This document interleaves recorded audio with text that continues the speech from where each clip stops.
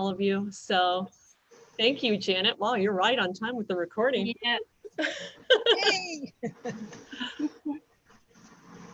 Okay. Thank you for joining us today. As you can see, we've shared our screen already, and this is a photo of my daughter that was taken a number of years ago. She would like me to tell you, but it was taken at the Indianapolis Museum of Art.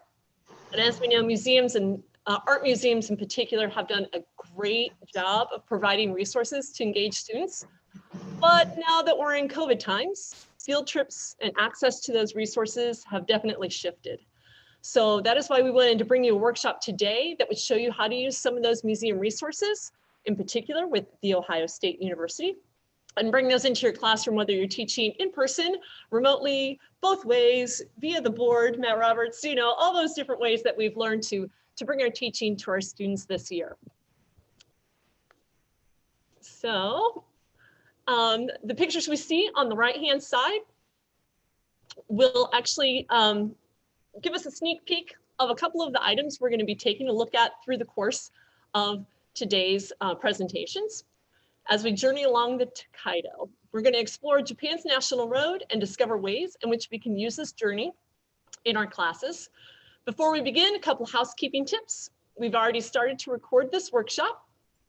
Please make sure that your screen name that you have on is also the name that you've registered with. That helps us with all of our paperwork and housekeeping stuff. And while our presenters are presenting, please, if you could please stop your own audio and video, mute yourself to improve the quality of our connection. We have almost 80 people who have registered for this workshop in 14 different states. So we hope they all recognize the Eastern Standard Time and are able to join us on time with this. But the recording will also be made available on the website, just in case you want to go back and pick up some features that you might not have caught. If you have a question that you'd like to ask at any time for any of our presenters, please feel free to put that in our chat box, and we'll be addressing those throughout our presentation.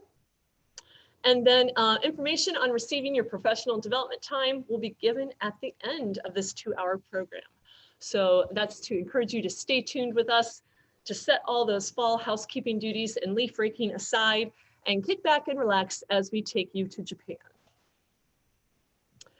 This workshop is part of a series of workshops that are being brought to you through the generous support of the Freeman Foundation and the National Consortium for Teaching About Asia. To find out about our upcoming events, please check out this link, which will also be posted in today's chat and on our slides. This is part of the Art Classroom to Yours series, and a different topic is being shared each month. The days of the week and the times for the program vary as well. This is the one that we're bringing to you on Saturday because we were hoping that more of you'd be able to join us and not be fried out on your screen time. I'll also share a bit more about this series and our upcoming topics at the end of our workshop today.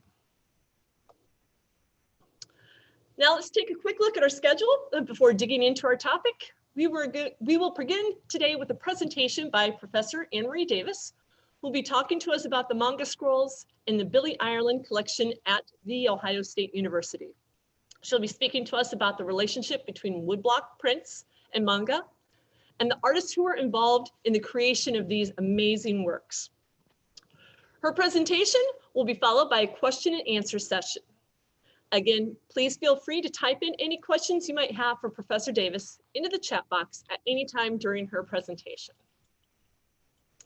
Then we will shift over to the classroom applications for using the manga scrolls and the incredible set of resources that have been created for teachers in the Journey Along the Tokaido Curriculum Project, which was created with the support of the Japan Foundation Center for Global Partnership. This presentation will be followed by a breakout session, which will allow you to discuss in smaller groups, and we'll be dividing you by your curricular areas, the ways in which you might envision using some of the ideas and materials presented in your very own classroom. And finally, we'll come back together for a brief sharing of some of those ideas and some final housekeeping notes so that you can receive your certificate of participation for joining us today. The presenters will also be staying after to answer any questions following the official conclusion at 3 o'clock.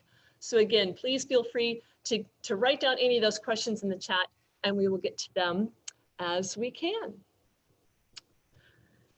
Now, I would like to introduce Professor Anne-Marie Davis. Professor Davis is a Japanese studies librarian and an assistant professor at The Ohio State University. She provides reference and research consultation on Japanese studies, manga studies, second language acquisition of Japanese, and Japanese American studies. She also provides international resources for students, faculty, staff, visiting scholars, and the public, which has been a little bit limited during the past several months. She is a librarian liaison to any of the faculty, staff, or students affiliated with Ohio State's East Asian Studies Center. And she works with other departments and divisions on interdisciplinary efforts. She's eager to help us to connect with the Japanese language materials, historical or contemporary, in any language about Japan. And that's exactly what she's going to be doing today for us as she introduces to us several of the primary source materials housed in the Ohio State collection. So Professor Davis, I'm now going to turn things over to you. Okay, thank you so much, Angie. Just a second, I'm gonna turn on my screen share and show you my slides. Let's see here. Okay, can you guys see that okay? Okay, great. So thank you so much for that introduction, Angie. And thank you everyone for coming out on a Saturday. We've been planning this for a couple of months, and so we're really excited to show you some of our materials and talk about our collections. I'll be talking about the collections a little bit. So as the title of my presentation indicates on this screen, I'm going to be speaking on and connecting three related topics: the OSU manga collection, the Billy Ireland Cartoon Library and Museum, and the Tokaido manga scrolls. As Angie noted, I am an assistant professor of Japanese studies, and I am the Japanese studies librarian at The Ohio State University. I have a background in history before coming to OSU. I did my PhD in history, so that training will inform a lot of my talk today. My picture here was taken at an annual festival celebrating Japanese culture in 2019 at a local high school in Marysville, Ohio, which is about 20 minutes away from Columbus, car drive. As you can see here, I'm posing with Pikachu, one of my friends who also attended the festival. And one of the reasons I did this is because I'm a big fan of Pokemon Go. So I added my email address here at the bottom of the slide. I urge you to contact me if you have any questions whatsoever at the end of my presentation or later as we move forward in doing remote teaching, working with remote resources. And also if you would like to friend me in Pokemon Go, please get in touch. I like to connect that way too. So without further ado, and given that our theme today is a highway, please allow me to share a roadmap of my own, if you will, outlining the direction I plan to take in today's presentation. Above all, I will frame my presentation as a type of virtual tour. On the first stop, we will consider the OSU manga collection, much of which is housed at the OSU Library's Billy Ireland Cartoon Library and Museum, which we often call the Billy Ireland for short, or BICLM, using the acronym. Along the tour, I will discuss the relationship between manga and Japan's historic woodblock prints, which are often called ukiyo-e, a Japanese term that references the fleeting nature of life and beauty. Next, I will showcase some of our more distinctive manga with an emphasis on several pieces that relate to the Tokaido manga scrolls. Ultimately, I will assert in my presentation that manga during the pre-war era, when these manga scrolls were created, was a highly fluid and very much an evolving form or category of graphic art, very different from what we associate with manga today in the 21st century. First, a word about our manga collection.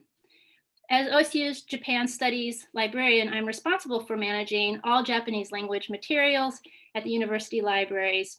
I'm also in charge of curating all special collections and archives that relate to Japan, which at OSU happen to include a world-class Japanese comics collection or manga collection. Roughly 35% of that collection is distinctive, rare, or historical, and therefore we hold it at the Billy Ireland.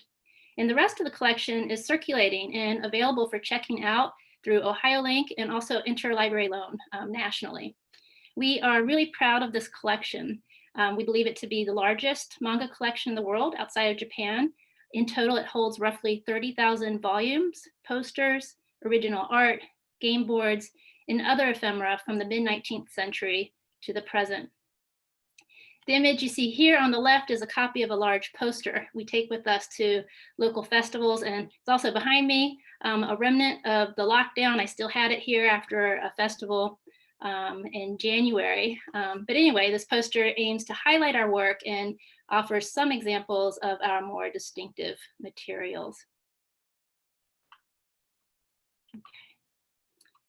The next stop on our virtual tour is the entryway to the Billy Ireland, which is a large capacity research facility within the OSU library system.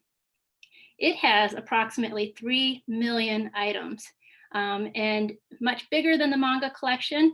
It houses the world's most comprehensive collection of materials related to cartoons, comic art, including editorial cartoons, comic strips, comic books, and graphic novels, as well as handwritten manuscripts, original art, posters, and of course, distinctive Japanese manga.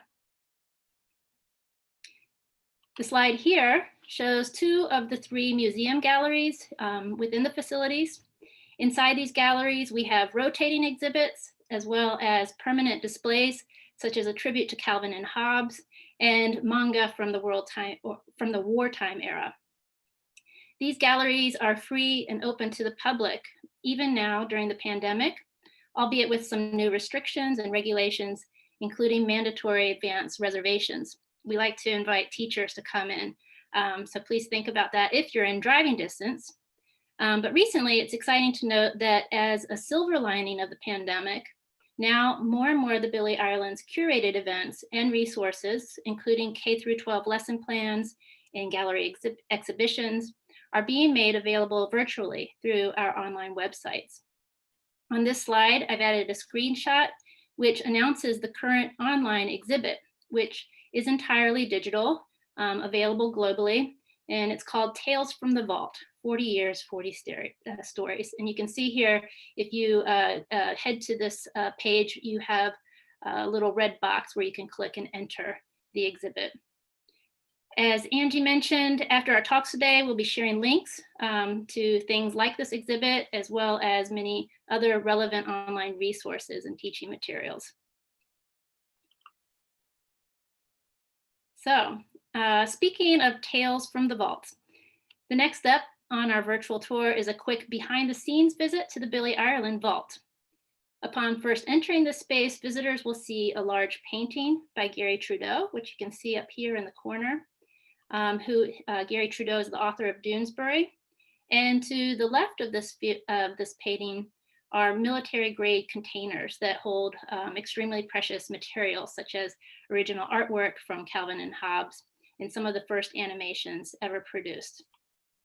On the right, we see students having a look at a Japanese game board print that was created by the artist Okamoto Ippei, who led the group that created the Tokaido manga scrolls that we'll talk about soon.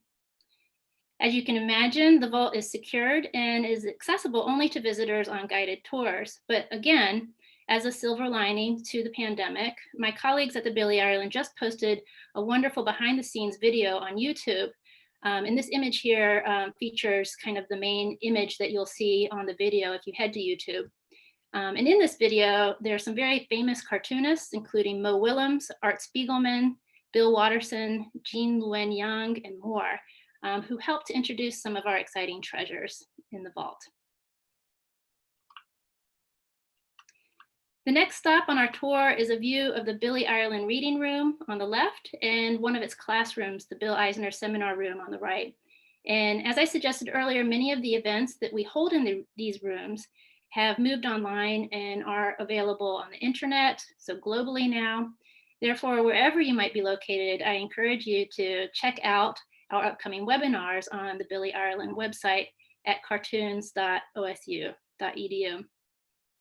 In this slide, in the image on the right, OSU students are interacting with Japanese studies woodblock prints, including satirical items, which are considered to be forerunners of modern day manga. I'll talk about more on that in a minute. The photo of the reading room on the left reveals tables filled with distinctive prints in manga, which we put out for a pop-up exhibit for an open house that we held for the 2019 NCTA summer seminar. If you look closely in the bottom left-hand corner of this photo, you may be able to make out the Tokaido manga scrolls that we will discuss today. Zooming in for a moment, here is a closer view of those scrolls on the right. I'll note that the bottom half of this zoomed in photograph on the right shows one of the Tokaido manga scrolls rolled out just enough to display the first two of its roughly 28 watercolors. And in the upper left-hand corner of that same image is the second scroll in the set, nesting in its original containing box. But before moving into a detailed discussion of these scrolls, it may be useful to spend a moment talking about what manga actually is. I want to define manga because I'm often surprised, since I'm steeped in it all the time, that actually there are a lot of people, including teenagers and young adults, much less people in my own generation or older, who tell me they've never heard of it. So in thinking about this question, I have a quiz for you. Just one question. So are you guys ready for the quiz? Okay, here we go. Of the following 6 images, which of these have been accurately called manga in Japan? So go ahead, please feel free, write your answers down in your notes. There are more than one pictures that are correct. And if you feel inclined, you can jot down any reasons why. I'll give you a few seconds to think about it. But again, the question is, of these 6 images, which of these have been accurately called manga in Japan? Okay, so I'm going to tell you the answer. The answer is all of these. Oh, I like that. Some people are putting their answers in the chat box. Excellent. Okay, so the answer is all of these. If you answered A, B, C, D, and F, you are correct. Everything except for choice E, which is the iconic woodblock print of the wave off Kanagawa, which I'll talk about more in a minute. I'm going to elaborate on why all of these works, except E, can be called manga in Japan over the course of the next few slides. But one important point to make at the outset is that the term manga has been used, and often still is used in Japan, in a very generic and transnational sense. The exact opposite, in fact, of how manga is so often used in English today to mean Japanese comics. Originally, and especially in the early 20th century, when those Tokaido manga scrolls were made, manga did not mean something unique to Japan. On the contrary, it was often used to point to something universal that transcended national boundaries. In defining the Japanese word manga, it's important to point out that the term in Japanese is comprised of 2 characters. The first on the left, man, means whimsical or impromptu. And the second on the right, ga, simply means picture. So literally, the combination of these characters creates a word that means whimsical or impromptu picture. It's a word that was first invented or coined around the turn of the 19th century by an artist named Katsushika Hokusai, who in fact created the images A and E in this quiz.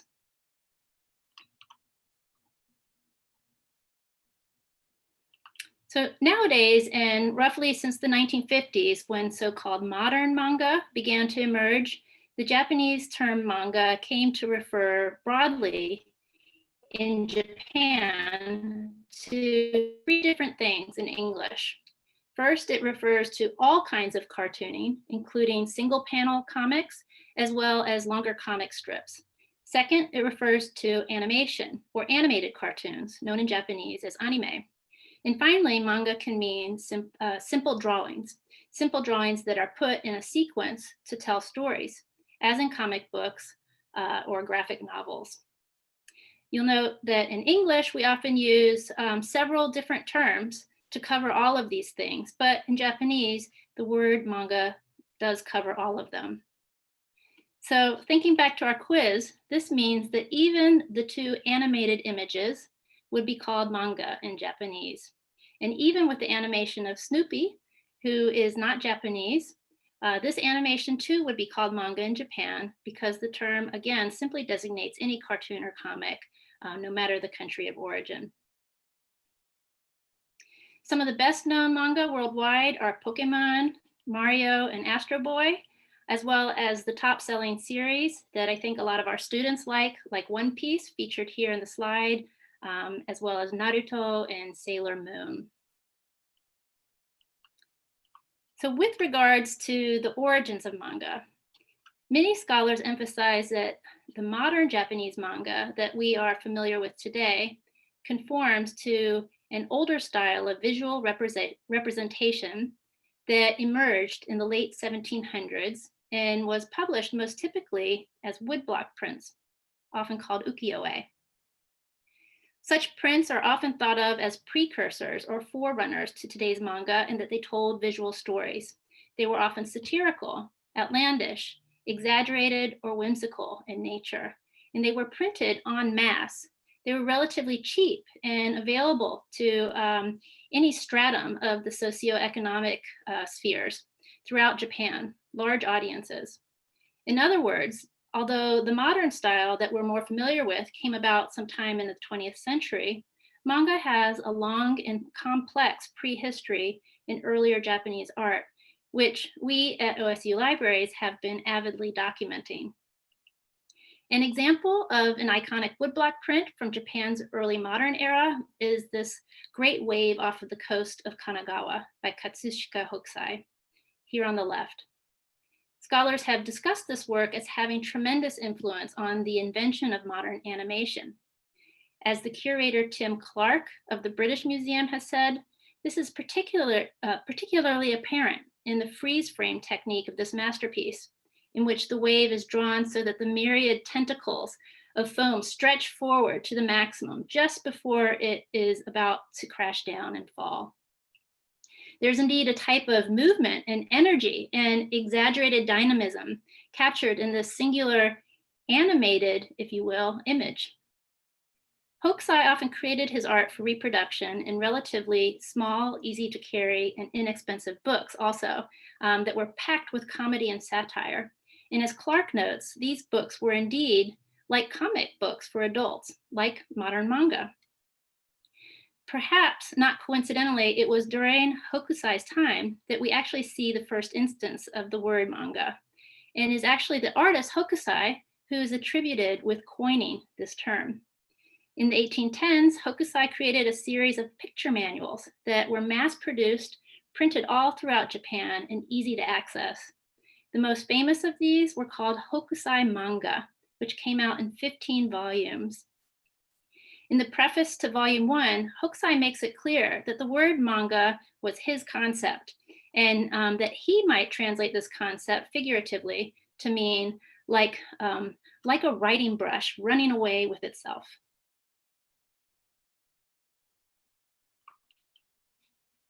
So thinking about Hokusai's woodblock prints presents a useful segue into the next portion of my presentation on the Tokaido manga scrolls. The connection between these scrolls in the famous woodblock prints of Hokusai and his contemporaries are quite significant and will become increasingly apparent as we move forward. But first, I'll share a brief word about the scrolls as objects. As you can see in the image on the left, they were produced with this elegant wooden container box with the title Manga Tokaido Nikuhitsu. And Nikuhitsu means written with a brush. And this title is indeed written in Japanese cursive with a brush on the box cover. The scrolls measure over 30 feet in length and about 10 inches from top to bottom. And each scroll contains roughly 27 watercolor images representing the sequential stops along the Tokaido Road. The set that is housed at the Billy Ireland is one of some 250 or 250 to 300 copies that were uniquely hand painted with watercolors by 18 different members of a group called the Tokyo Comics Association, or in Japanese, Tokyo Manga Kai, around 1921. In undertaking this project, the Manga Association went on a long road trip together by car in 1920 to visit all of the historic stops or stations along the Tokaido Road. Soon after they returned, they created their watercolors of the different stations. The first of these stations, starting at Tokyo's Nihonbashi, is represented with a streetcar, and it is visible up here in this image in the upper right. The second station, showing the edge of a bridge, features Shinagawa, which is also located in present-day Tokyo, some 7 miles south of Nihonbashi, or roughly 2.5 hours if you walk it. So where was the Tokaido Road exactly, you might ask? If you're curious to visualize exactly where the Tokaido sits, here are a couple of maps that I created in a web-based application called ArcGIS Story Maps. The application enables users to share their maps with narrative text and other multimedia content to tell a story. Plotting these coordinates is part of a project I've been working on with a colleague, where we are pairing the 55 watercolors of the Tokaido manga scrolls with their actual physical locations on a story map. Since you are educators, you might be interested in a serendipitous teaching moment that unfolded as I was working on this project. Recently, I was actually able to enlist my 12-year-old son to help me plot some of these sites because he is currently studying longitude and latitude in social studies. Knowing what he's learned so far, I was able to ask him to guess what the coordinates are for some of these stops in Japan. Then together we looked up the correct answers on Google and we plotted the coordinates on the story map. So the next two slides show screenshots from my online story map, and they demonstrate how users can interact with this website. If we click on the pinpoint of one of the stops on the map over here, the story map displays the corresponding picture. So in this image here, for example, you can see that I've clicked on the second station up here, Shinagawa, which reveals the Shinagawa watercolor on the right-hand portion of the screen. If you click on the small arrow up here that appears in the upper right of that picture, when we hover our mouse over the watercolor, Story Maps takes us to a page with a slightly larger, unobstructed view. So I have to admit to you that at first I thought my project was pretty original. However, after working on it for a while, I soon learned that my idea of plotting the artistic renderings of scenes along the Tokaido has been done before.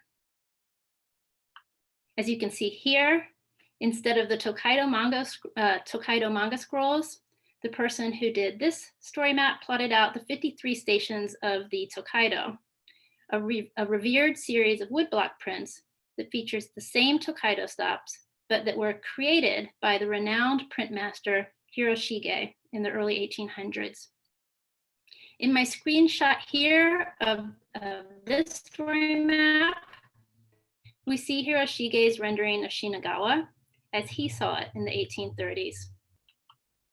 So I'll note one big difference between the other person's project and mine is that mine has a link to images of these sites in Google Maps.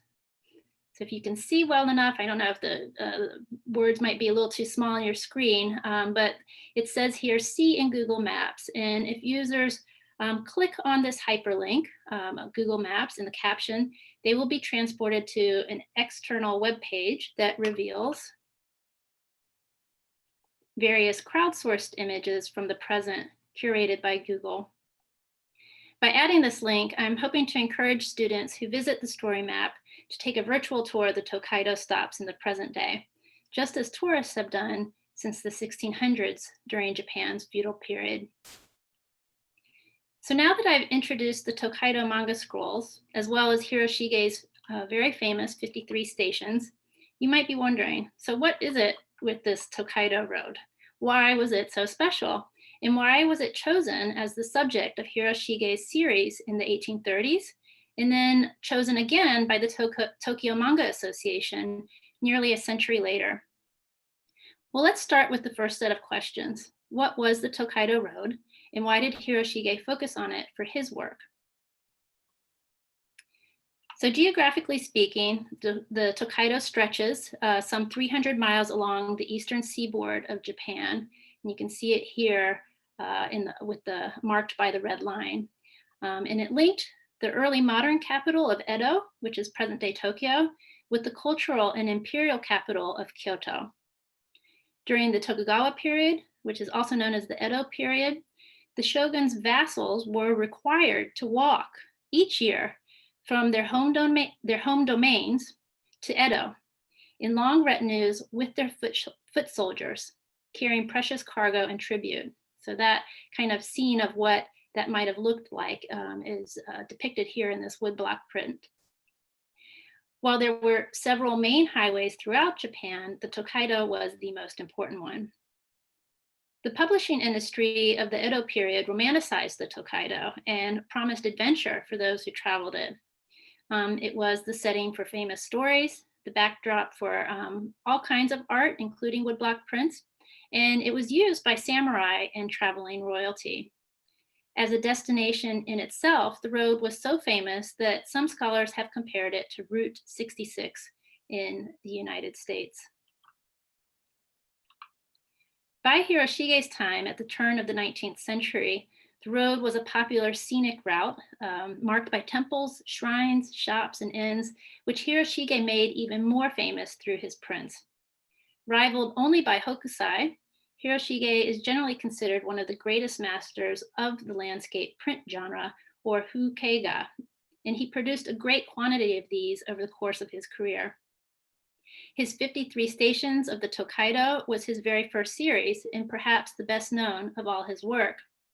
Indeed, it was so popular that Hiroshige eventually created some 30 different series of woodblock prints, all focusing on the Tokaido, but very different from each other, different sizes, different designs, and sometimes even different quantities. He'd only feature a couple of the views or the stations in some of them. A lesser known series of Tokaido prints are featured here in the USC, University of Southern California Digital Library. In this series, each print has an accompanying comic poem or kyoka printed on the page. Recently, I've been collaborating with USC to incorporate this series in the OSU Story Maps project. Hiroshige's Tokaido prints helped notably to establish the genre of hukeiga, with a special focus on famous views, or meisho. All of these landscape prints were incidentally inspired by Western representations of perspective, which Japanese artists had fully assimilated by this time. So now that we've discussed the Tokaido Road and Hiroshige's various versions of the 53 stations, let's travel forward in time again to the early 20th century to consider the Tokyo Manga Association, who also clearly appreciated this tradition of hukeiga and seemed equally committed to depicting Japan's famous places, meisho. According to some scholars, the reason the Tokyo Manga Association chose to create their own version of the 53 stations may have been to increase the social standing of its various manga artists. With their composition of the Tokaido manga scrolls, the group made a point of comparing its members to Hiroshige. While the group did indeed replicate Hiroshige's journey, albeit by car, not by foot, their work was clearly of a different style. Their choice to work with watercolors is but one obvious difference. I would also point out that rather than emphasizing Western perspective as the woodblock artists did, this group took up a different type of import from the West, modern technology and style. From Western streetcars to Western fashion, architecture, locomotives, and even old women on bicycles, these prints were about how the Japanese landscape was changing with the tide of modernization and nation building. I would also point out that in invoking Hokusai's original term, manga, the group emphasized whimsical drawing. In contrast to the painstakingly time-consuming work of traditional woodcutting, the simpler images in the Tokaido scrolls seem most evocative of Hokusai's notion of a brush running away with itself. In thinking about how the notion of manga has evolved since Hokusai's time, these scrolls reveal that manga was indeed still a very highly fluid and evolving category of graphic art in the early decades of the 20th century. Nevertheless, despite these examples, which are quite removed from our concept of manga today, there are other Japanese comics from the 1920s that seem a bit more familiar. Take, for instance, these examples from Kitazawa Rakuten, a member of the Tokyo Manga Association, who has been dubbed the grandfather of modern manga in Japan. Rakuten was indeed the first Japanese artist to make a living off of his comics. Around 1899, he joined the daily newspaper Jiji Shimpo, and soon thereafter, his work dominated the Shimpo's weekly supplement of cartoons called Jiji Manga. In fact, it was his idea to model the Jiji Manga on the Sunday comics section of US newspapers. In these examples from the Billy Ireland, we see on the right Rakuten's work on a 1928 cover of Jiji Manga, again over here on the right. You'll note his use of modern political satire to critique government officials. Roughly translated, the caption on the page reads, "Putting government bureaucrats above the people." On the left, we see Rakuten's use of sequential panels to tell a story, another storytelling tool that he borrowed from modern Western cartooning. Rakuten's colleague, the cartoonist Okamoto Ippei, was another prominent member of the Tokyo Manga Association and an artist who played a tremendous role influencing the evolution of modern manga in Japan. He has been called by some scholars a 20th century Renaissance man. He was a novelist, a painter, a personal friend of Einstein's, and a global traveler. Once on one of his travels overseas, he brought back a clutch of comics from America, and he persuaded two of the largest newspapers and magazines to publish these American works, such as Mutt and Jeff and Bringing Up Father, which eventually became very popular in Japan. Yet Okamoto was a classically trained artist who could paint in Asian and European styles also. On the left of this slide, we see an example of one of his woodblock prints held at the Billy Ireland. Not much is known yet about this print, but it documents the fact that Okamoto practiced a range of classical genres, including woodcutting. The largest image in the middle of this slide is a 1929 fold-out game board that he entitled Manga, Chutes, and Ladders, roughly translated.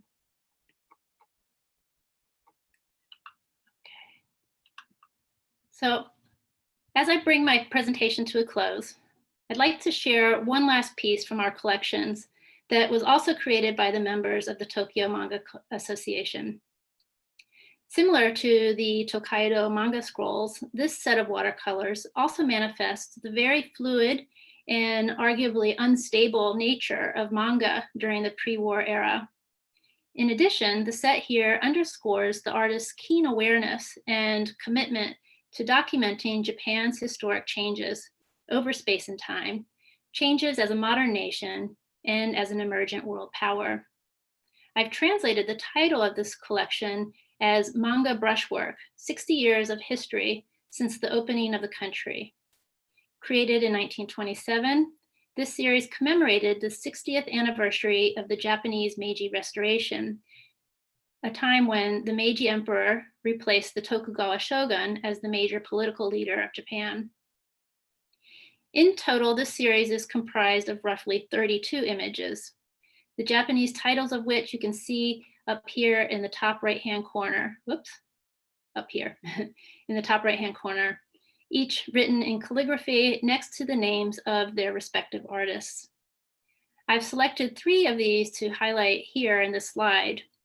In the lower left-hand corner, right here, Interestingly, we see the first image in the series entitled, quote, Change of the Capital to Tokyo, 1868.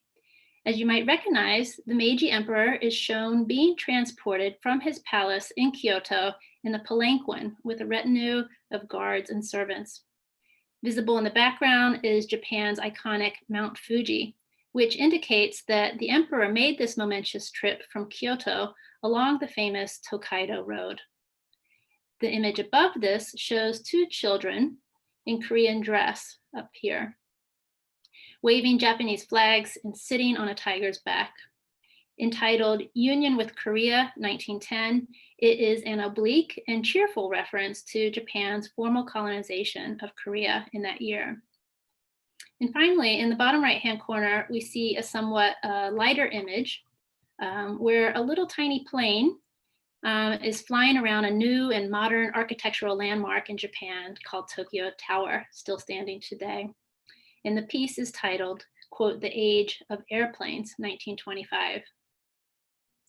So I'll note in closing that it was arguably not only the age of airplanes, but it was also the age of new manga, rising modern manga, or shin manga, new manga, as Ippei Okamoto called it. And it was the age of Japanese cartoonists. The style of manga that was produced by the Tokyo Comics Association was colorful, whimsical, unique, and collaborative, and it sparked the imaginations of generations to come. Paradoxically, their art was both patriotic and transnational, and at the same time, it was historical and progressive, reverent of Japan's past, but also full of hope and excitement for the future. So thank you so much for your attention. I'm going to stop here and look forward to answering your questions. Thank you. Thank you so very much, Professor Davis. We will be taking any of the questions that you might have in our chat box right over there. But to get things started, there's a couple of questions that I had, Anne Marie, if you're willing to field a few. You mentioned that I'll do my best. You mentioned that there were several hundred copies of the Tokaido Road scrolls made. Where are some of the other ones housed? Do you know? Oh, that's a good question. Let me think here.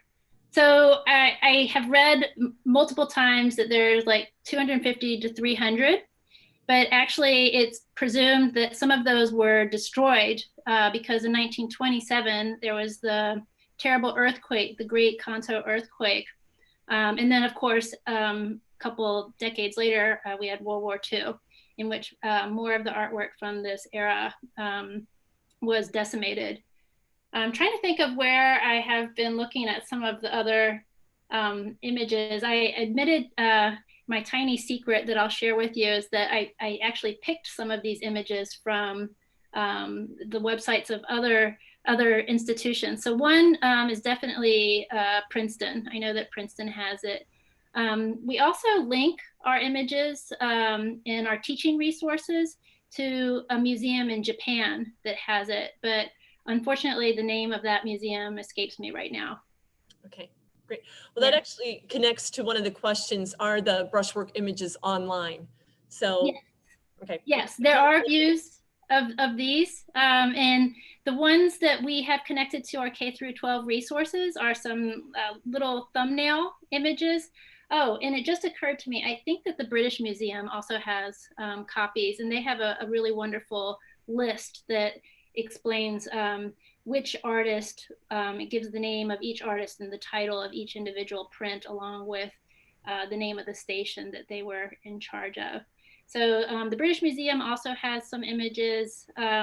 Princeton only has a couple, but with that story map that I was showing you earlier, we're actually going to be getting out images of ours. And just this past week, we were successful in digitizing the first scroll. So we're looking forward. That site that I made that I showed you with the story maps is still under construction, but we have an event actually on November 18th. It's an ArcGIS event where we'll be showcasing not only mine, but a lot of my colleagues' works where we're creating these story maps with ArcGIS.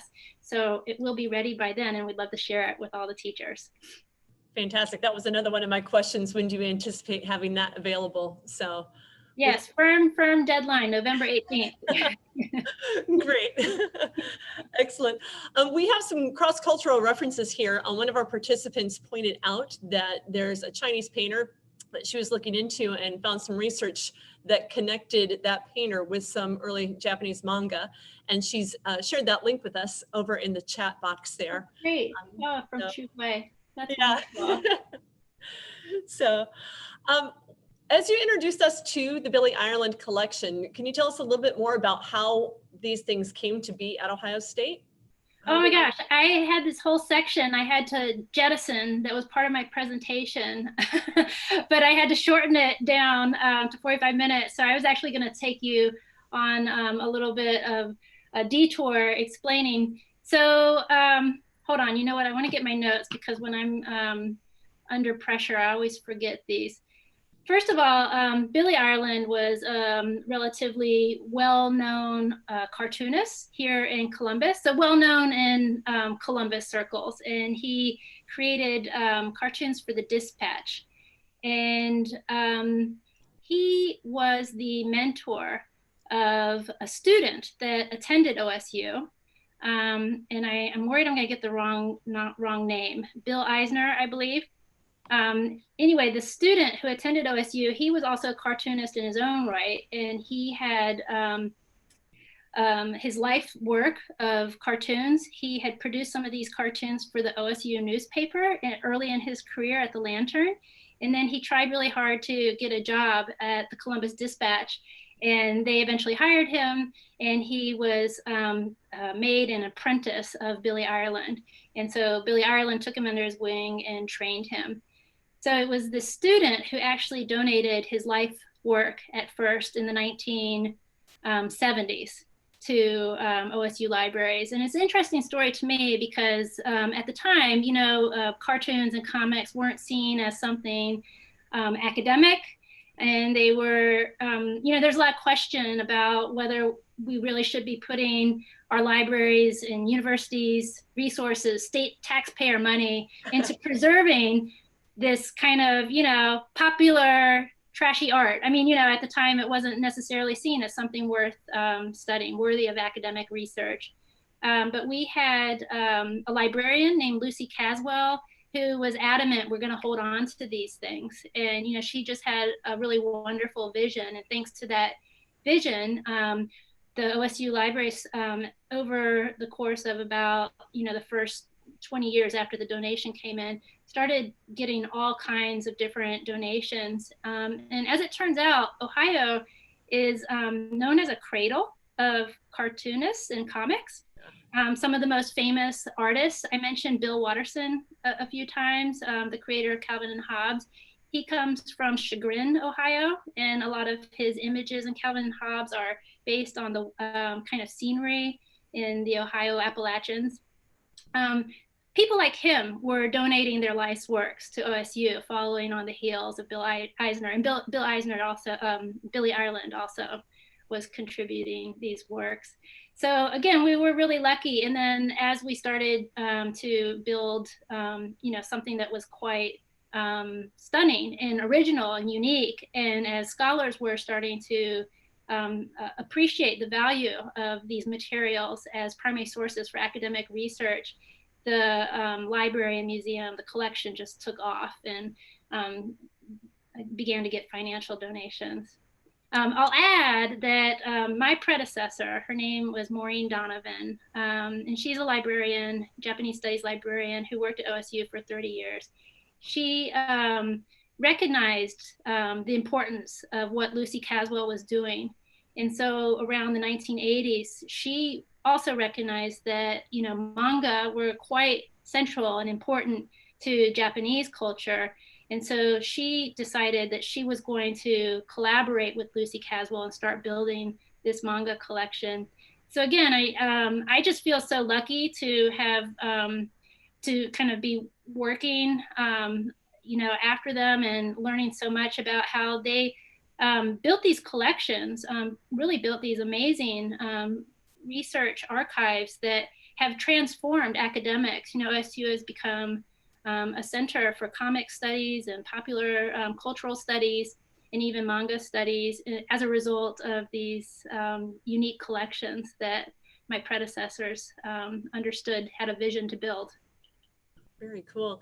One of our participants just mentioned Roy Lichtenstein and the connection there. So there is kind of that overlap too between some people who are seen more in fine art galleries and what you have it in your collection at the Billy. Definitely. And I feel lucky. I mean, you know, I kind of emphasize the whole connection between woodblock prints and ukiyo-e and manga. And I personally feel lucky that this provides a just really wonderful excuse in Japanese studies, at least, to bring in some of the more, well, nowadays it's recognized as more kind of conventional art from Japan as well, to build that foundation in our collection. Now, what are some of the other items that you have in your archives? You mentioned some game boards, and I know there's a few other things that you've pulled out when you've done different displays. Right. So the game boards are definitely one of the things we've been focusing on. Game boards, they have a history that go all the way back to the medieval times. I thought maybe you were pulling one out. I'm grabbing the one that goes, okay. Modern day game board. Is that a game board also? Well, so they have this history that goes back to the medieval era, but they go all the way up until today. And people still play these games called Sugoroku, which is translated often like snakes and ladders or shoots and ladders, played very similarly. Compete by rolling die and race across the board to the end. And these games are still being produced. I think they're played as video games now, but we have quite a few in our collection, ranging from around the 1850s. Woodblock prints, some of them have kind of these old-fashioned manga, satirical, whimsical woodblock images on them, all the way up to, I think, the 1980s with some of the more well-known. We certainly have some Pokemon and Rose of Versailles was one that we recently picked up. So we're trying to gather these. Some of the really interesting ones I would add are some game boards that were produced around the time of World War II.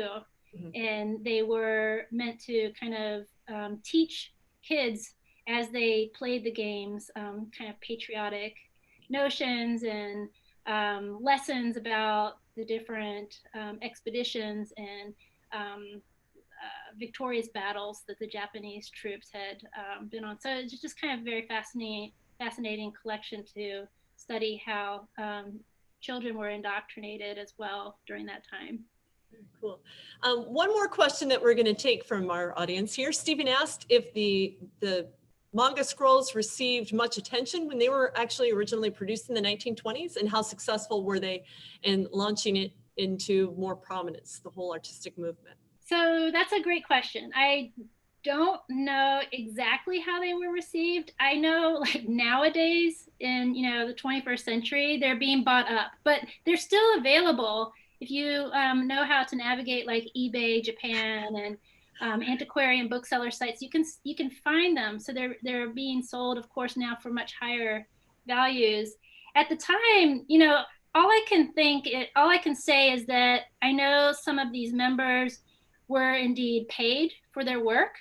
And especially the two that I talked about, Rakuten and Ippei Okamoto, they were very well known. I think the fact, especially with Ippei, the fact that he was a novelist and that, he came from literary circles, he was an aristocrat. And so he, rubbed elbows with a lot of the very famous producers of literature as well as traditional art. And so I think because of that, that helped to elevate his kind of drive to push manga to the forefront and make that type of artistry, if you will, better received.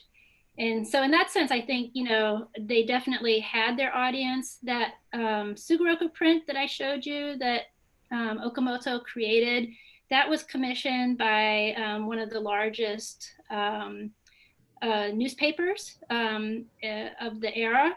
And it was mass produced it was for housewives and an audience of housewives, mass produced for anyone across the nation who would buy these prints. So I feel like I can definitely say with certainty that these artists were valued and their work was valued to the point that they had commercial roles to play and recognized that way. Very good. Yeah. Thank you so very much, Professor Davis, for your presentation. And again, if you have additional questions at the end of our session here today, Anne Marie's going to be in with one of our breakout groups, but we will have time at the end to get to any of those additional questions. We're going to, thank you. Yes, thank you, thank you, thank you. We're going to take just a quick little stretch break as I set up the screen to show you then how do we use these scrolls in the classroom and give you several examples of how my students have benefited from investigating this collection online. So if you want to get up, stretch, grab a drink, run to the restroom real quickly, we'll be back in just a minute or two with our second segment of this workshop. Mm-hmm.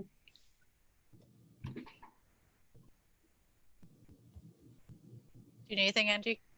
Nope, I think we're good. Okay. Yeah. Anne Marie, you covered a ton. So like, when I was like, okay, she just answered that question. It was a lot, and you know, it's kind of linked but disparate, and so like where to put it together was my challenge with this, but it was fun to do. I had to throw out a lot too. It was crazy. That's what, as you were going through, I was like, oh, didn't you have something? And that's where I kind of jotted a few of those things down. So no, that was great. Oh yeah, thank you. Yeah. When you have such a vast collection and so many things, you know, to be able to share, it's, yeah, impossible to draw a line. Hard to shut up, but I was trying to be mindful of the time restrictions. Trying to make sure Bill Eisner is the name of the student. I'm worried that it sounds familiar though. You know, that's the name of the seminar room that I mentioned. Oh, so Billy Eisner, yeah. Yeah. Oh shoot, and you know what? It's not in these notes. It's in an older version, older draft of my presentation. That was excellent, by the way. Yeah, and the funny thing is, I thought, you know, hearing Billy Eisner, and I kept thinking of Michael Eisner. I know. Oh yeah, with Disney, right? Yeah. I wonder if they're related at all. All right.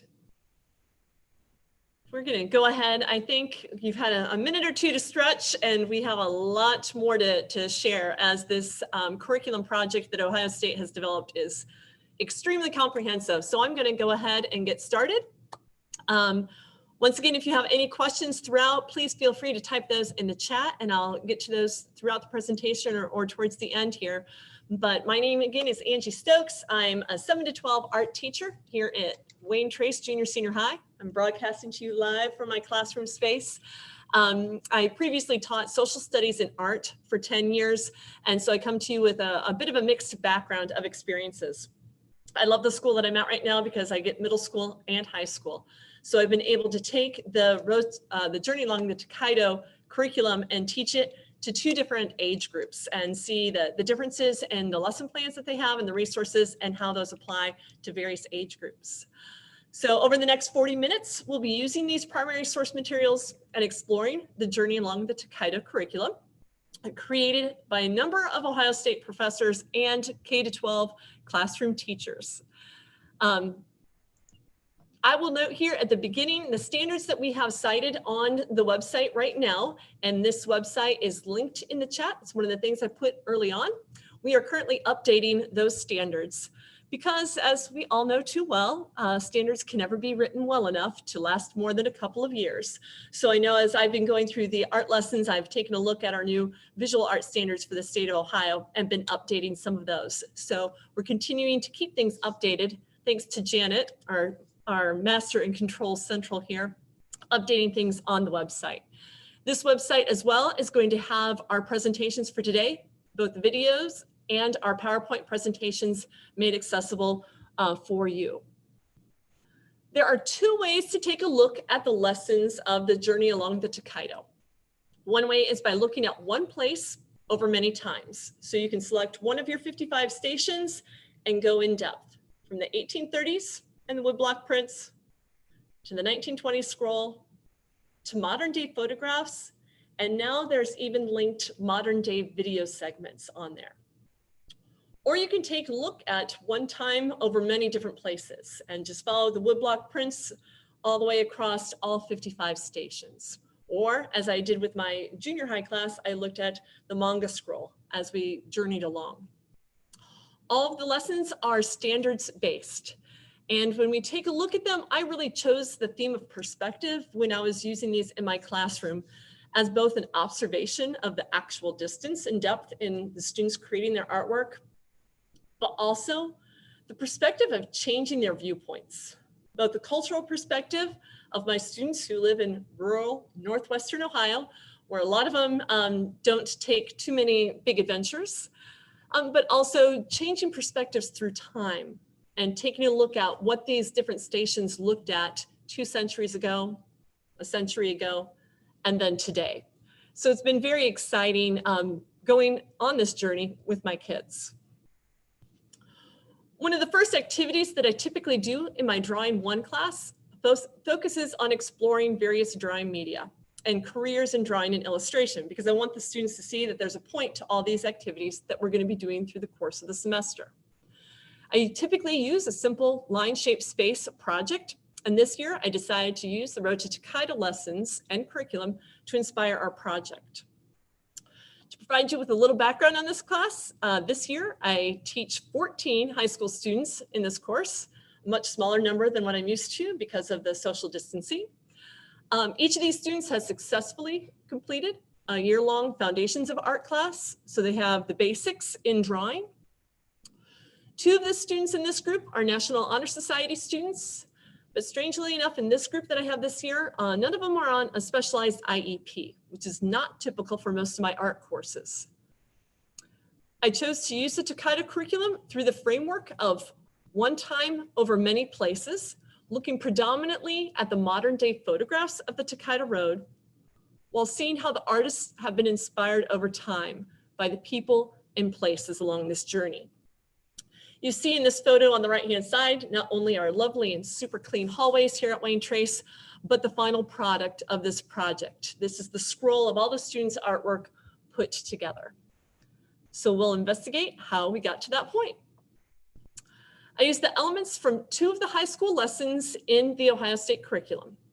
One of them is titled Tale of Two Cities, Regional Change, and the other one is called Spatial Arrangements Criteria Used.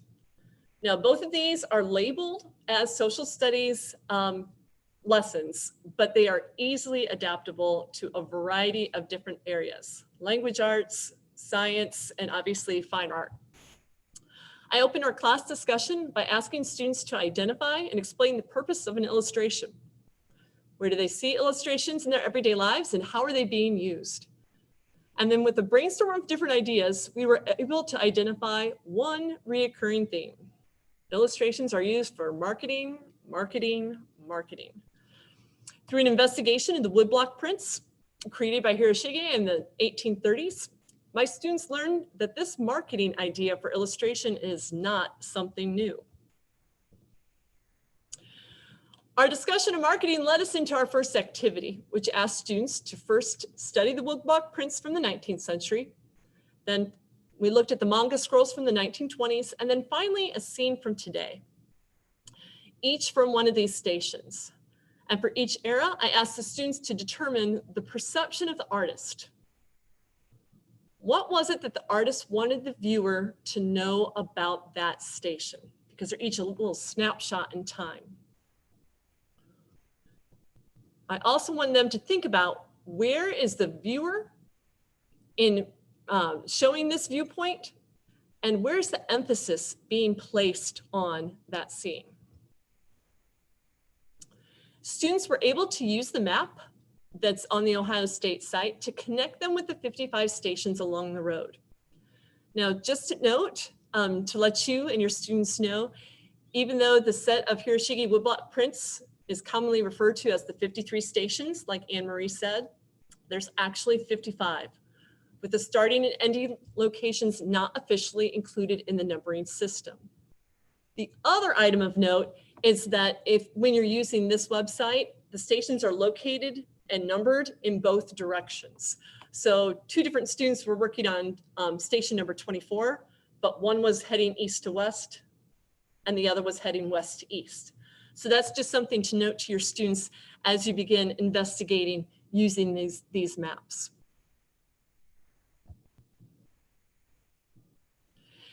To access the maps, you would be going to the Ohio State website, and the Go link that is in the chat, that's going to be able to take you there if you want to kind of follow along as I'm going through this today. And we would be clicking on present day, an interactive map of the Tokaido with contemporary photographs to access that one that gives your students the opportunity to start their exploration. A recent addition to this online resource includes these YouTube videos that feature present day narrations of each of the stations as well. These 10 to 15 minute snippets will allow your students to choose their own adventure as they explore the Tokaido. But I warn you just to give them enough time to make sure that they get their other class activities done as well.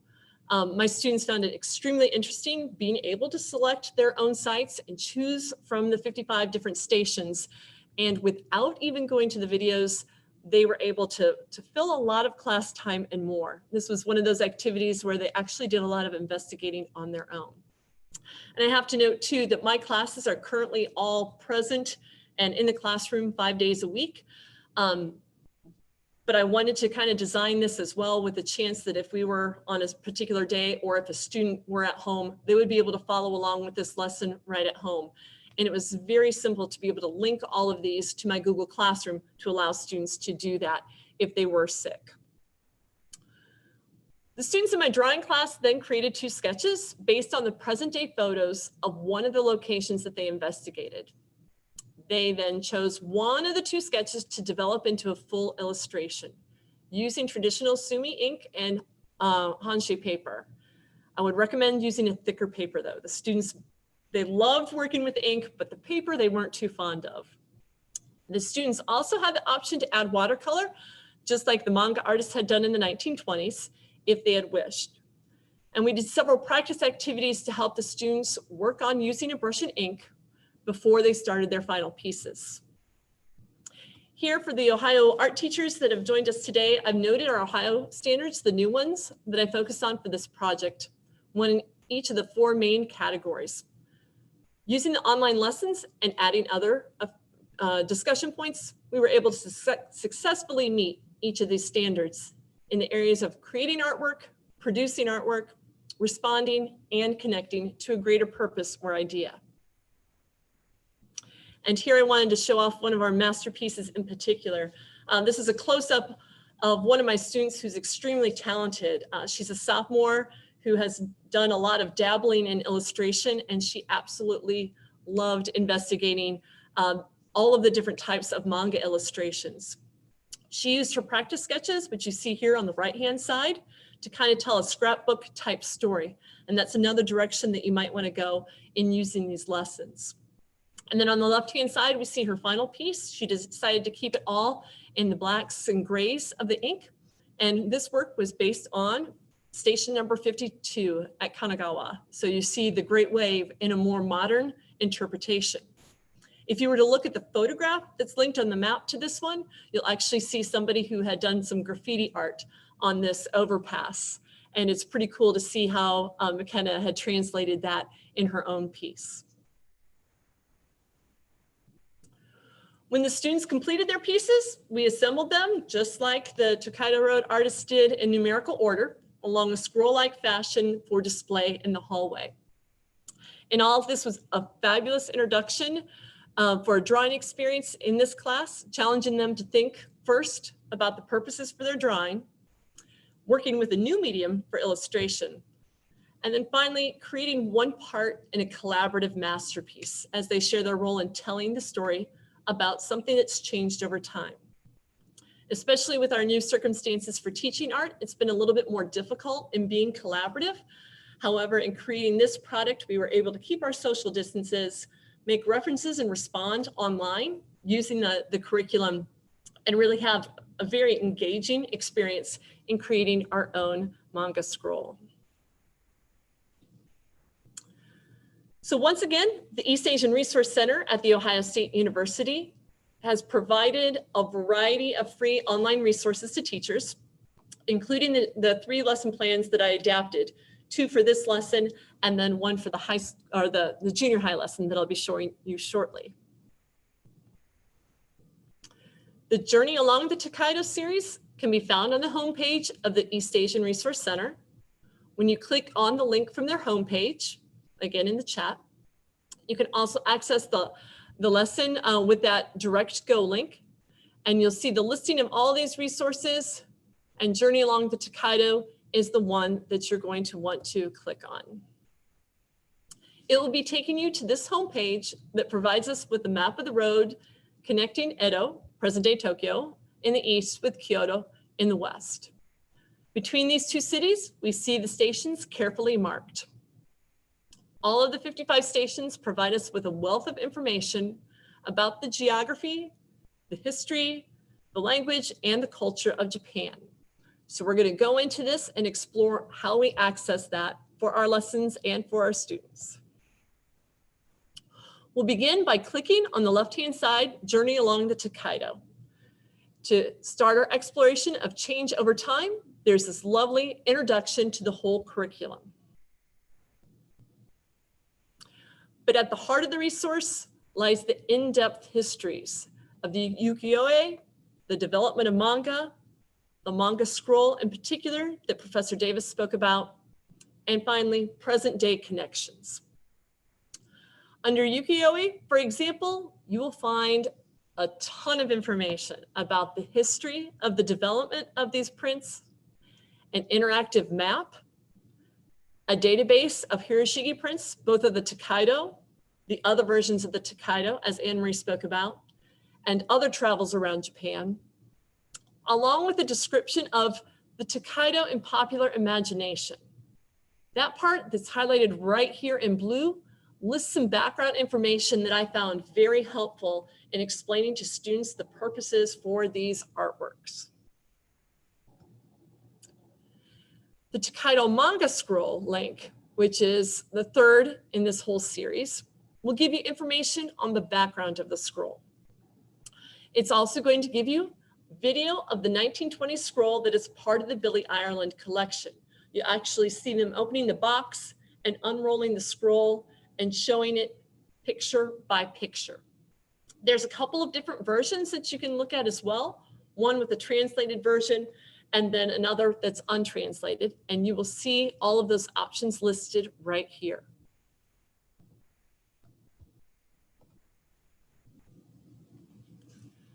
The present day link, which is the 4th along there, is probably the simplest and at the same time the most comprehensive of all the resources listed.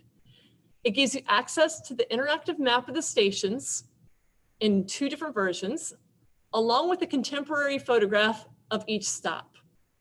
What's really cool that's in the 2nd link is going to give you the complete station summary, which you see right here on the right-hand side. That way, your students can take a look at the 1830s prints, the video of the 1920s scroll, present-day photographs, links to the present-day site, a vocabulary list of objects, and the video of that part of the station that's a recent video on YouTube.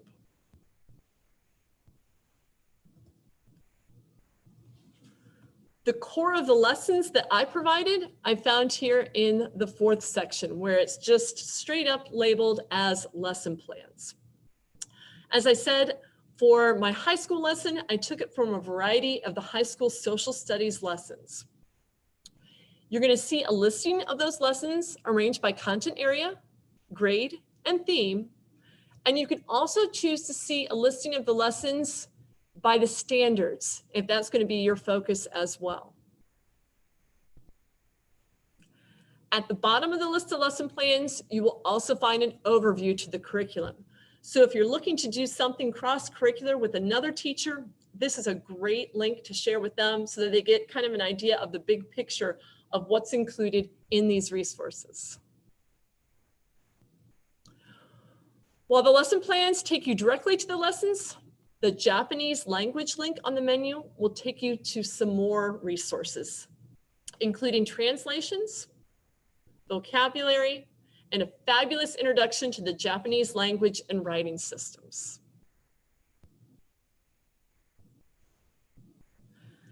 And finally, on the main page, you'll be able to access resources. This gives you the opportunity to explore additional maps and resources related to the connections that are made in the lessons, along with several US routes. So you could do a comparison to our own national road. You can do a comparison to Route 66. You can take a look at other maps like Anne-Marie is doing. You can have students develop other connections with photographs and do comparative studies. So it's just a great wealth of resources in this final link. This is also where you're going to be able to access everything from today. In addition to seeing, if you wanted to go the game route and play the game Tokaido, to give you a little bit more of an interactive experience, a modern day version of a board game that takes travelers along the route, stopping at various locations to visit temples and make offerings, to stop at inns, to see different scenic views and to taste some different food. So this game resource is also linked on there, and it's a great vocabulary and geography builder for students.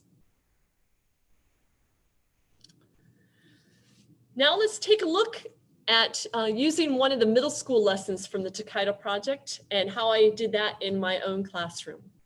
And for this one, I looked at one place over many times.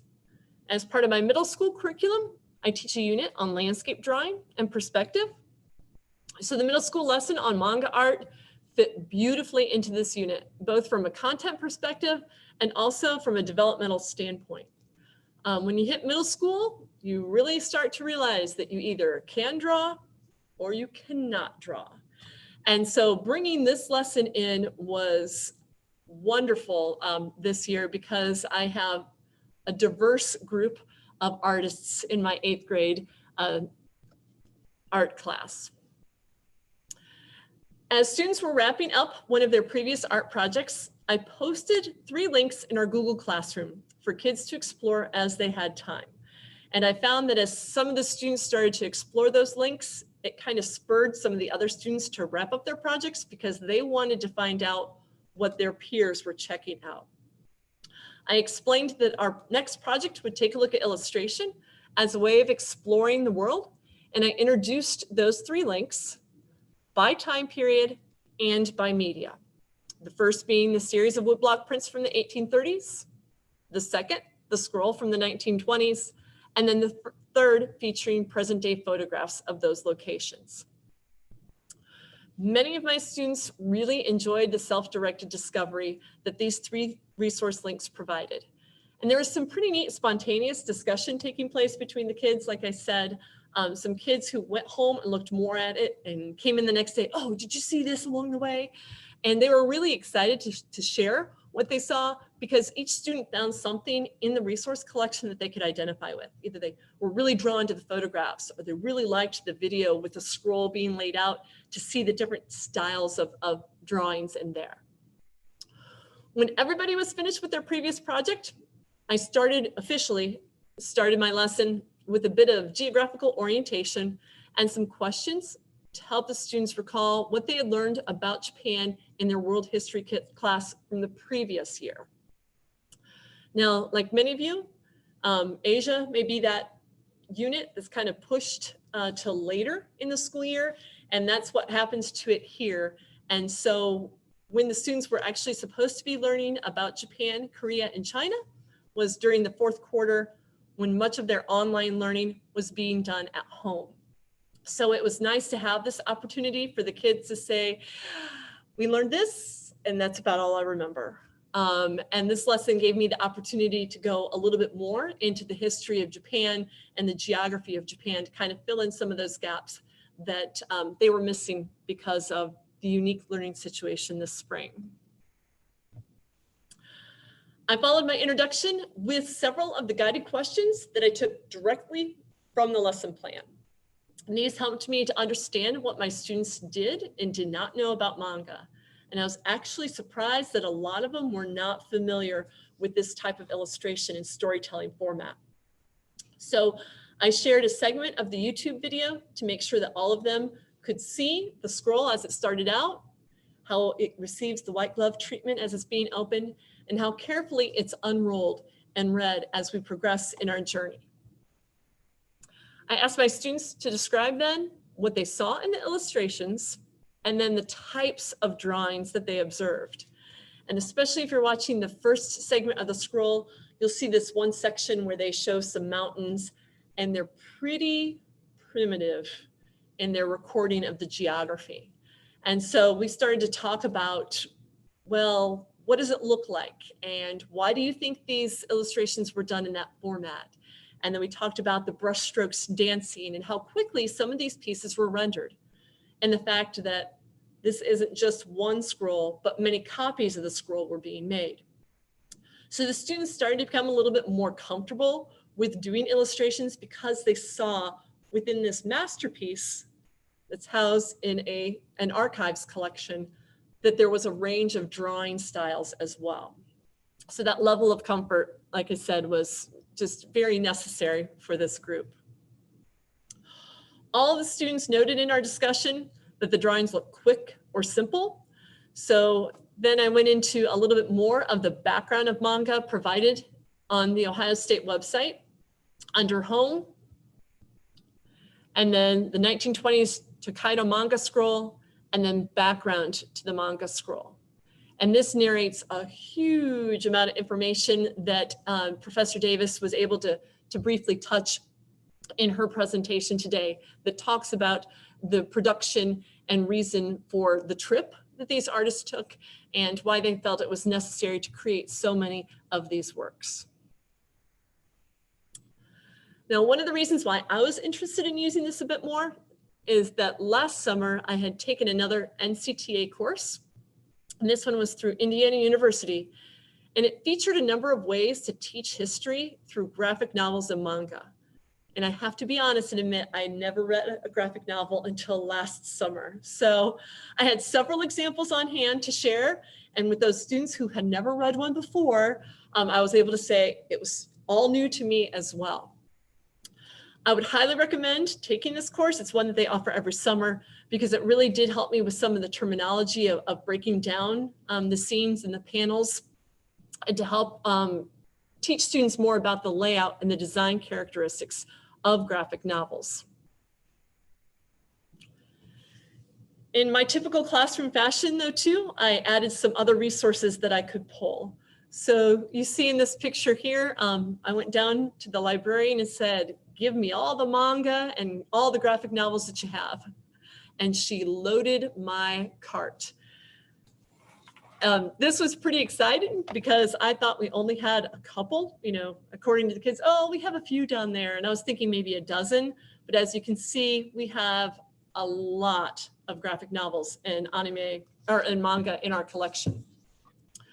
I gave students an online activity to have them take a look at some of these pieces. Each student was actually given one that is based on actual historical events. And then they were given another graphic novel of their choice, something that could be fiction or nonfiction, to do a visual analysis.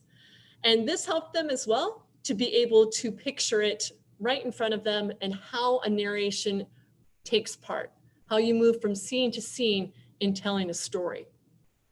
And I have several student quotes here as they were taking a look not only at the online resources provided through Ohio State, but also the books that they were checking out.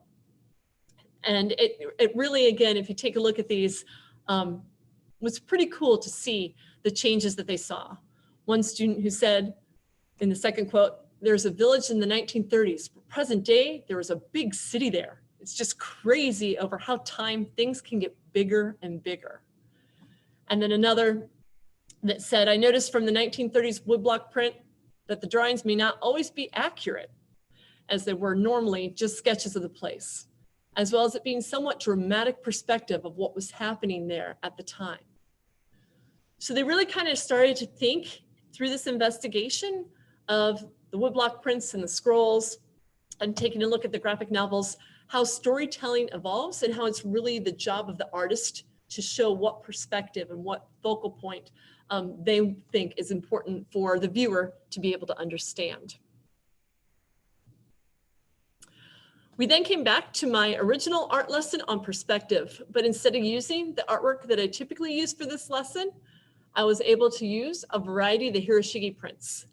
I printed these out for the students because, again, even though I love having the screen accessible for them, I also feel it's important for them to have something on hand.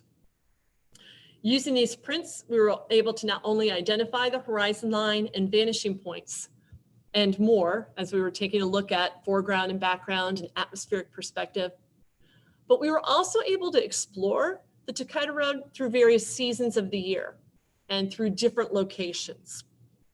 I found it very interesting that many of my students held on to this print. And again, these are 8th graders, so they have a hard time holding on to anything.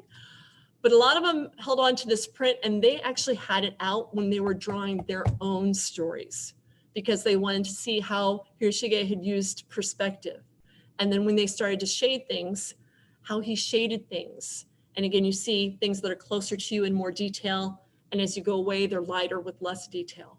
So it was a really wonderful visual resource for those kids to be able to have on hand. Here we see another one of the descriptive resources in the curriculum that helped us to understand that role of art in telling the story of the Tokaido Road. And that's how I kind of connected it back into what I had originally done in my project, which was having the students create a postcard landscape. Here, I gave them the personal narrative as it's described in the Ohio State lesson, and they were supposed to illustrate an adventure. They have 5 panels that they filled out with their sketches. So on the left-hand side, you see my graphic organizer, and on the right-hand side, you see several examples of my student work. And I asked them to identify the key points in telling their story of their adventure. I didn't want it just to be about travel because some of my students don't have the opportunity to travel. So you see one student, the one that's in the center top, he actually did his story all about planting beans in the bean field, which I thought was really cool because to him, that's an adventure. It's showing that change of time and that change of season, like we saw in the woodblock prints. I also had a lot of students whose big adventure was going to Florida, and one student who had actually lived in Florida. So he's like, that's not much of an adventure. But then he started to think about it and he said, well, maybe it was. And he started to draw out his life in Florida and what it was like from the perspective of somebody who was living there versus the perspective of somebody who was just visiting. So again, it brought a lot of great conversation to my class. And my class has typically been pretty quiet. We're not sure if it's because they're wearing their masks that they're quiet or if it's just because they were, just kind of a quiet bunch. But ever since we did this project, they've started to talk a whole lot more. So it was something that really opened up these students to one another because a lot of them didn't actually know each other before coming together and being seated alphabetically for art class. We just wrapped up this Tokaido Road inspired personal narrative. And like I said, we did postcard size prints. We were able to connect that to the Edo period when a lot of those prints, the woodblock prints, were being used for marketing purposes and postcards and posters were being printed of those various locations along the Tokaido Road. And here are a few more examples of student work in progress. My students had the option of doing everything just in pencil, doing it in graphite or monochromatic in one color pencil, or they could use the brush. I have a series of bamboo brushes and ink, and I had a number of students who really enjoyed using the brushes and learning more about this. I actually pulled out my inkstone and set to kind of show them the treasures of a scholar studio and talk a little bit more about using ink as a medium. This is one of the final pieces too. You can see on the left-hand side, or on the right-hand side of the screen, I have a sketch, and then here's her finished piece. And Natalie was one of those students who kept the Hiroshige prints out as she was filling hers in to help her with the shading and adding details in her work.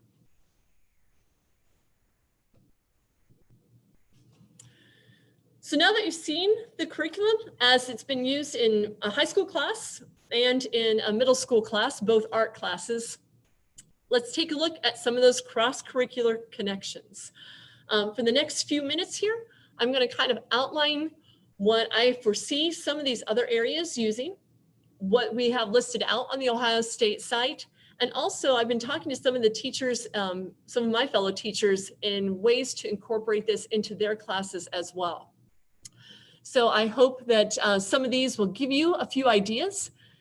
Following this run through of language arts, foreign language, science, math, and social studies, we're actually going to be breaking into those discussion groups.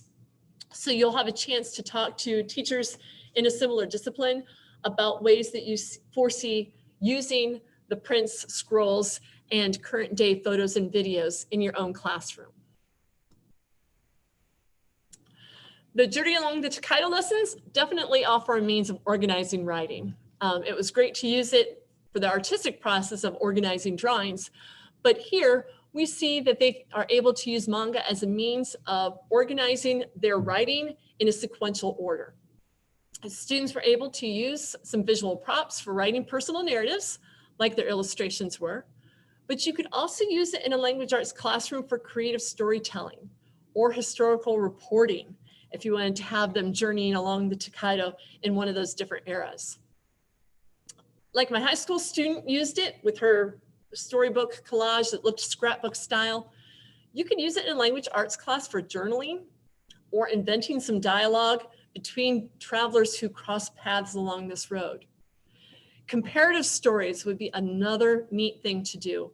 There's a great photograph of a modern day mail carrier, and then you take a look at some mail carriers and people carrying packages of the past as well. So what stories are being told with those images? One connection that we're going to be making later on this school year is with the senior language or literature teacher. She actually teaches the Canterbury Tales, and she likes to use art and illustration in her pieces. So we're going to make some storytelling ties between Chaucer's Canterbury Tales and the Road to Tokaido and the manga scrolls, and looking at shifting views. There's actually a great quote primary source in the Tokaido curriculum that talks about a viewer from Europe coming and traveling along the Tokaido Road, and how the Japanese people have this strange type of cheese. And the author notes that he was probably talking about tofu.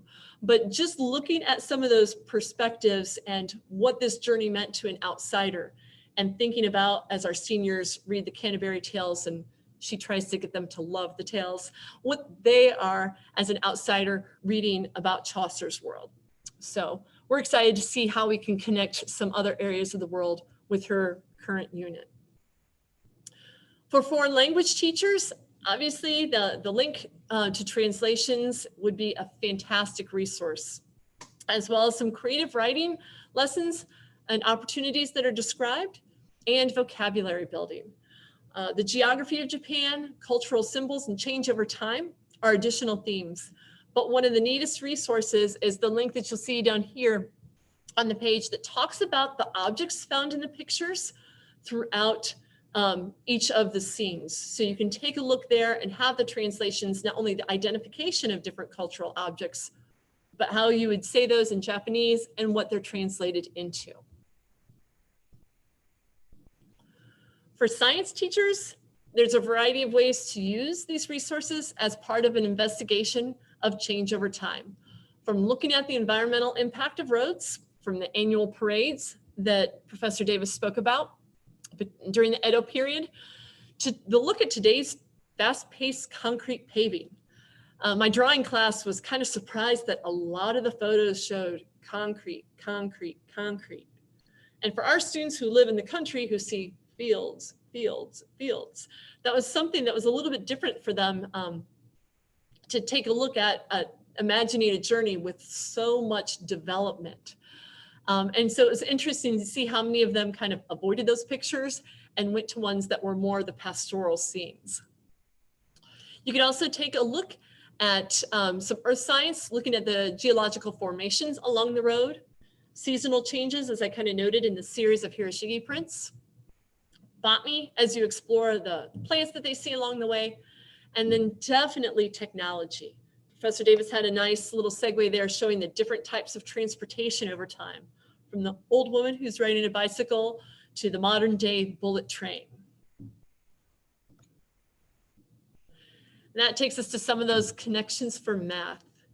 Math teachers are always looking for a way to spice up their numbers, right?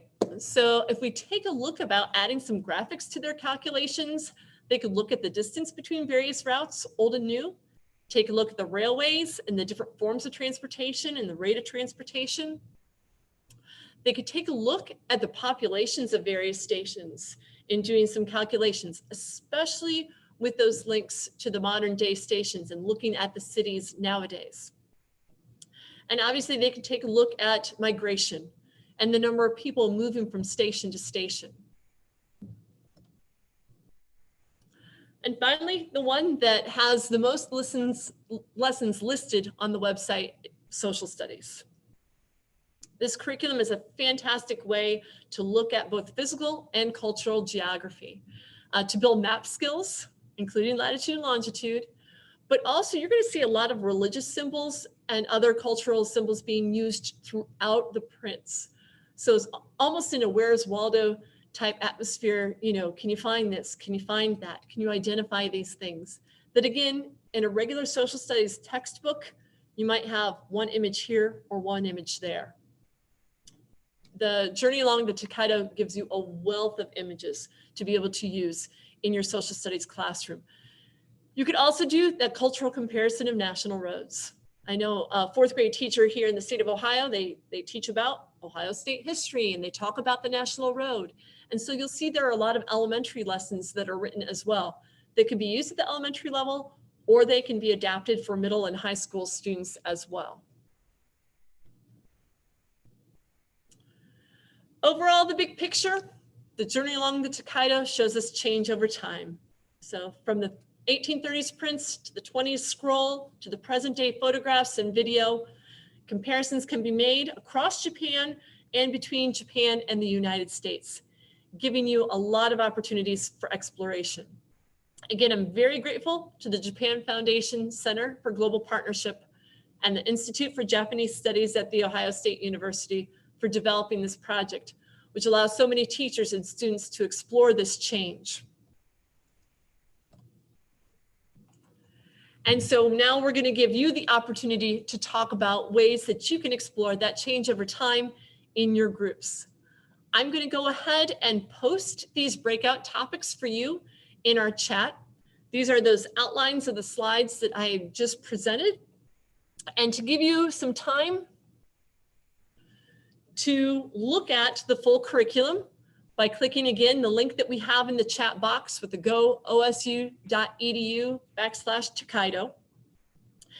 And we ask you over the course of the next 10 to 12 minutes to talk amongst your group and to think about what resources you're most excited to incorporate into one of your classes. I know I've covered a whole bunch in 40 minutes rather quickly, so I'll get to the questions that you've asked as well. And we're going to ask that you designate one person from your group to share a couple of the highlights of what your group discussed when we come back. I'm going to go ahead and stop my share right now and see if there are any questions that I should hit before we start. It's okay to open up the discussion rooms? Yep, let's go ahead. It looks like everybody's ready to head to those. So again, I'll go ahead and post those things from the slideshow, and we look forward to hearing what your groups talk about. Angie and Anne-Marie, you're both in a group, and then you can change groups after that. Great, thank you. Sure.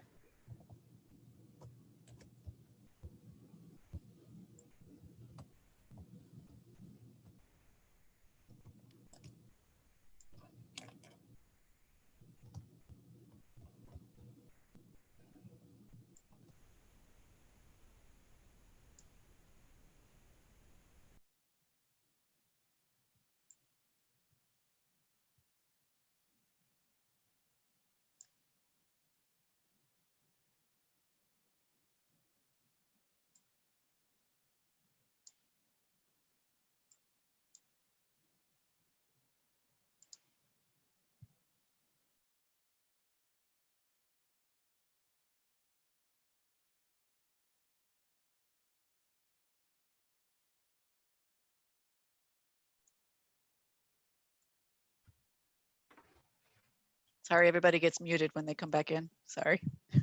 Feel free to unmute yourselves.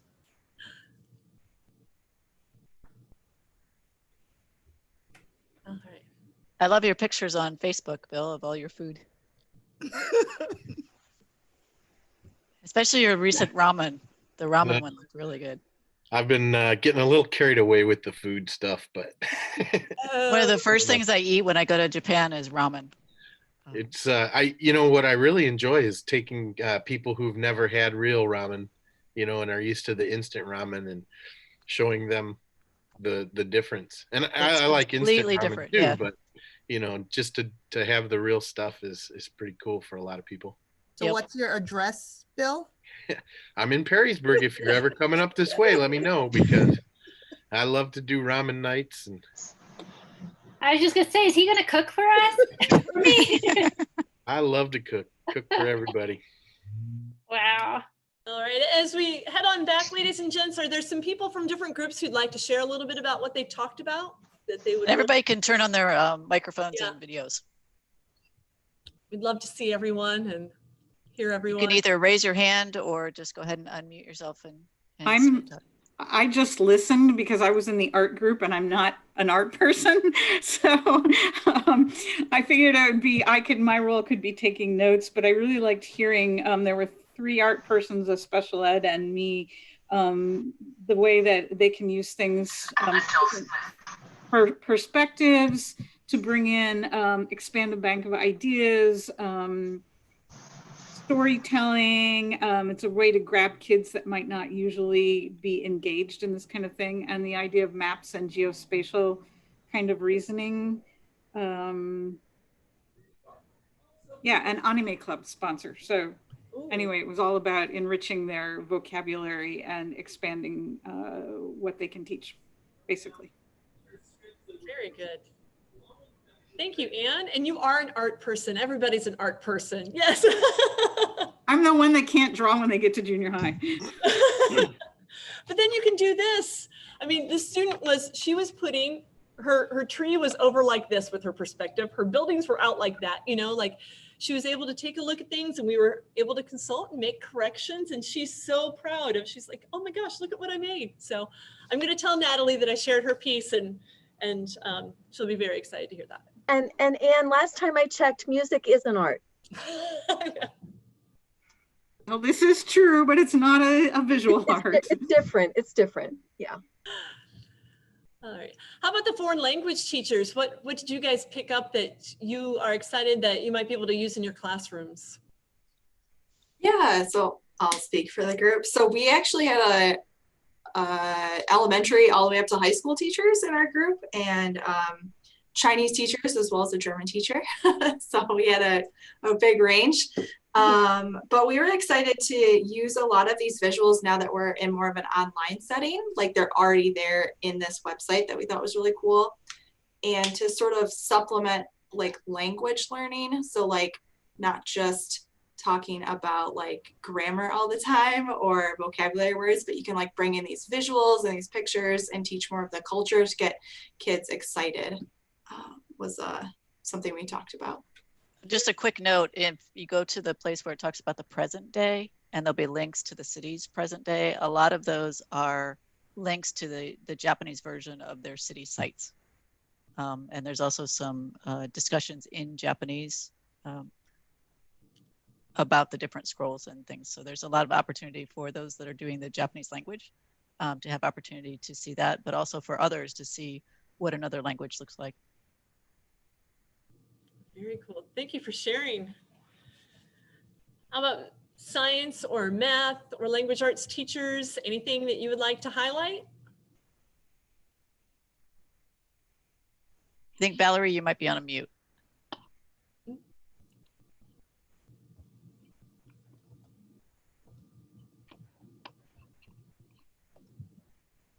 Oh, was I raising my hand? You're good. Yeah. Congratulations, you get chosen, Valerie. Oh, I'm an art teacher. And I was talking about how all the different ways that I was going to use it. I mean, there's a lot. There's a lot that I'm already teaching, and this just falls into it and helps me expand, because I shared with my group that because of my age, my background in art history was almost strictly white male European. And it's hard for me. I mean, of course, I've done my own research and try to bring in things that are not in that category. But I was saying that so many times my students that were into anime would feel just sad that I wasn't teaching about anime. I'd be like, well, we're not doing that in this course. You know what I mean? And you know, that's been a little bit of contention between us for a couple years now. So I was like, you know, it is time. It's time. And luckily, Jen LaPlace, I teach with her. She's amazing. And she told me about this course, and I was like, oh yeah, I'm totally doing it. So. Well, that's a great segue. Jennifer, would you like to share what the social studies teachers were talking about since she just introduced you? Sure.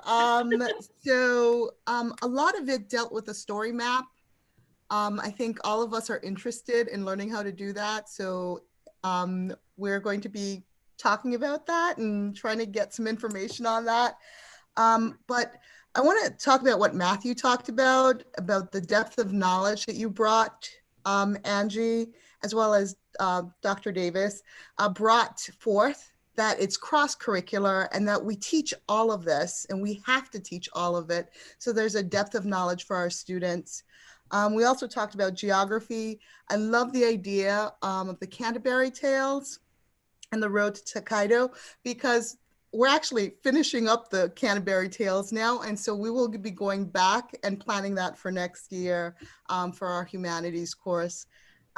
Just really great resources and great ideas. Great. Thank you, Angie. Oh, thank you, Janet. Thank our you, pleasure. Dr. Davis. Well, as we approach the 3 o'clock hour, we just wanted to go through a couple of items here.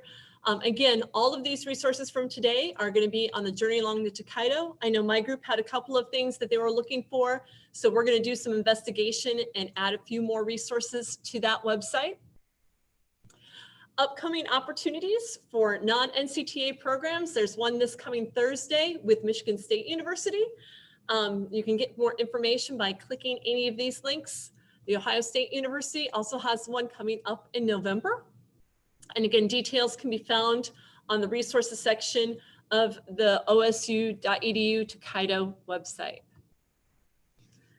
And then for the big NCTA plug, there are a ton of upcoming programs in this series from our classroom to yours. Several of the people who joined us today were either presenters or will be presenting in this series. The next upcoming one is going to be November 16th on Tibetan Buddhism in the social studies classroom. And then we have our whole list on the right-hand side each month, again, featuring a different topic, speaker, and ways to incorporate these things into your classroom, whether it's in person or virtually. The end of this month, October 29th, if you're still trying to get some more of those museum connections into your class, we're working with the Allen Memorial Art Museum in doing virtual tours of their East Asian art collection. So we have a link located here and in the resources section for you to be able to join us for that one, to look at bringing the art collection into your own classroom or into your students' homes. For those of you who are Pennsylvania teachers, we're asking again that you're going to make sure that we have your PPID for your Act 48 hours. Teachers from other states, we're going to be emailing you a certificate of completion. We do have a little survey, Janet, I believe, Yep. that NCTA would like for us to share, this lovely little poll that you just had pop up. 2 questions, super quick. Yeah, so it should be coming on your screen right now. And so one's from NCTA, and I'll just record and I'll let them know, anybody that wants to be on their mailing list. And then the other one is for Ohio State's East Asian Studies Center. We love to get you involved with free programs, and sometimes those include free resources that we send to you, but definitely a lot of wonderful knowledge for you to be able to share with your students. So I'll let you click. Great, thank you. Awesome. And again, Janet's going to be sticking around. She is the mastermind behind everything today. Thank you so very much, Janet, for coordinating all of the registrations for this and for leading the project and putting everything up on the Ohio State website and coordinating that for the past couple of years. We look forward to seeing how teachers are able to use that. If you have any questions, please feel free to email us at any time. Throughout the course of this year, next summer, next year, we love to hear from you as we find out how you're able to use that in your classrooms. Thank you again, Professor Anne-Marie Davis, for presenting, and she and I are going to be sticking around along with Janet to answer any other questions that you might have as we go on. So thanks for accompanying us this afternoon on our journey along the Tokaido Road, and we look forward to seeing you in another upcoming workshop. Thank you. Good.